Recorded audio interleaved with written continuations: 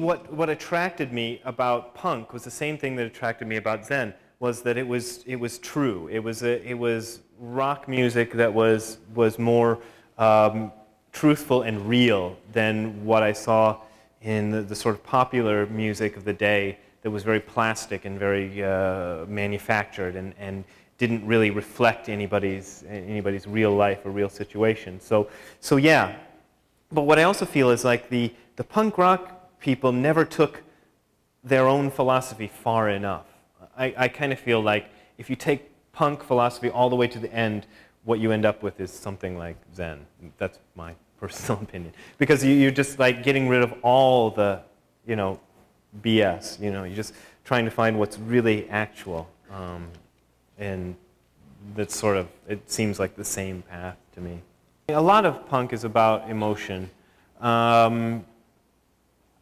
But what I saw in it, my own personal sort of experience wasn't so emotional. I just thought we were angry about these issues, but we wanted to do something about it, and what we did about it was go, ah, and make a noise. And yeah, Zen is different. It's very quiet and reflective, and so in that way, there is a big difference.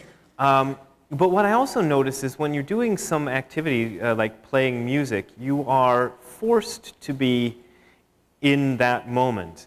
One of the reasons things like sports and playing music and these kind of activities that we get really excited about, one of the reasons they're so popular and interesting to us is because when you are listening, or especially when you're playing music, you are kind of forced to be there. I went to a Kiss concert recently because I love Kiss, and I just kind of was struck by it because there's all this lights and sounds, and it's very loud and it's very bright, and there's explosions going on all over the place, and there's guys spitting blood and breathing fire and all this stuff.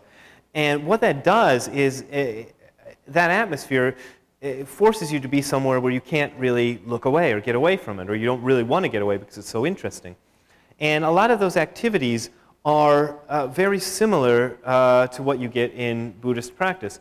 Only what you get in Buddhist practice is you are trying to kind of remain in that moment without any distractions or any entertainment, which is a kind of a completely different thing ultimately.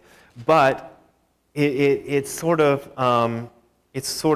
based on the same idea of just not straying from where you are.